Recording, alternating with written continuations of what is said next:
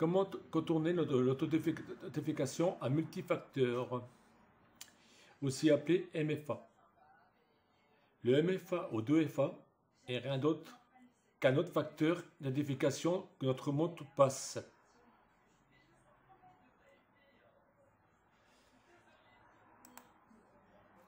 Donc on demande son mail et mot de passe et des fois son code d'identification qui est là, qui est ici.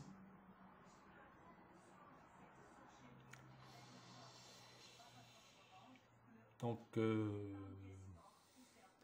comment cette attaque fonctionne? Donc voilà comment elle fonctionne. On a tout simplement l'ordinateur de la victime qui est ici.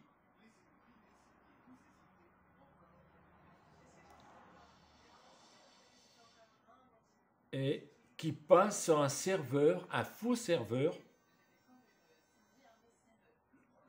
que celui de Liquidum, c'est celui de l'attaquant bien sûr, et c'est un joueur de l'heure, qui joue intermédiaire entre le serveur, sur la victime, ici, là, et en contournant les cookies. Voilà. Donc le système de sécurité qu'on peut mettre dessus, ben voilà, on ne peut pas faire grand chose. Hein. Système de sécurité qu'on met dessus sur le système de sécurité Liquidum, qui est déjà bien sécurisé.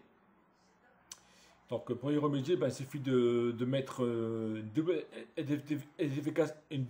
identification sur son profil. Mais bon, ça c'est pas suffisant. Activer le MFA, mais ce ne sera pas suffisant, car un hacker peut facilement y aller, le faire. Donc il faut juste sensibiliser les utilisateurs à ce genre de phishing.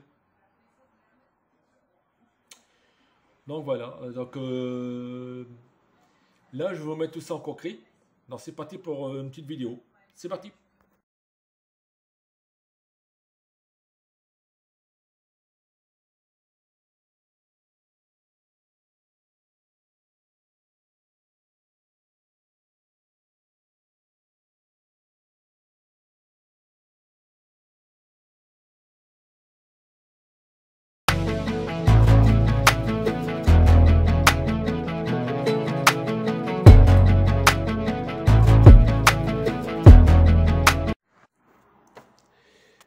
Donc, me voici sur l'ordinateur de la victime, qui reçoit une invite qui semble venir de Liquidum. Hein. Donc, Céline Penet, Perrin, je sais pas quoi. Donc, bien sûr, ce profil n'existe pas. Hein. J'utilise que juste pour faire les tests d'intrusion. Et si on fait bien attention, l'expéditeur est suspect. C'est invitation. Et le domaine ne correspond pas à liquidum.com. Donc voilà, j'appuie sans regarder, j'appuie dessus, j'ai accepté l'invitation. Donc voilà, je ne fais pas attention, j'ai cliqué dessus, sur l'invite. Et on est dirigé vers la page Liquidum. Mais attention, au domaine. Ce n'est pas liquidum.com. Donc le domaine ne correspond pas du tout. Donc je vais me connecter. Comme sur Liquidum, c'est sûr qu'il y a dessus l'identification à double facteur. Donc le tout l'effet devrait bloquer l'attaque et protéger la victime. Me protéger, voilà. Donc je me connecte.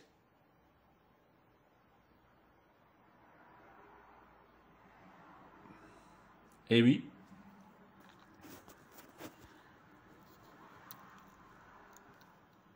Donc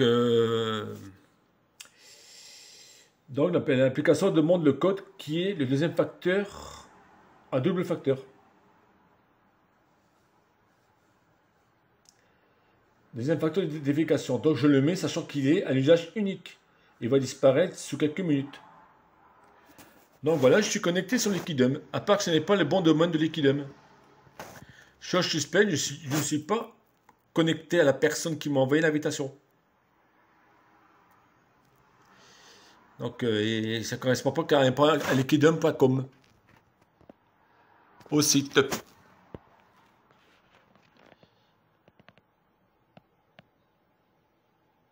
Donc, je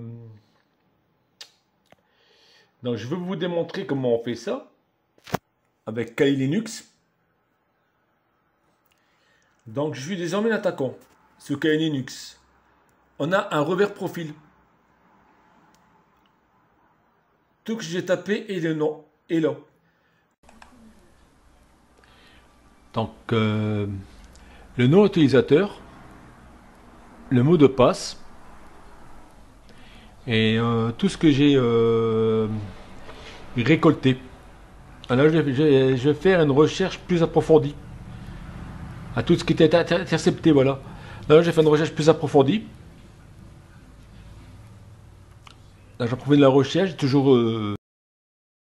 Bon, j'ai le mot de passe et toujours le nom utilisateur et les fameux cookies pour me connecter à la page de la victime. Donc, je vais faire une démonstration avec un navigateur Chrome en privé. Donc, voici le site de Liquidum, car il me demande de me connecter. Mais je ne me connecte pas, je vais injecter directement le cookies.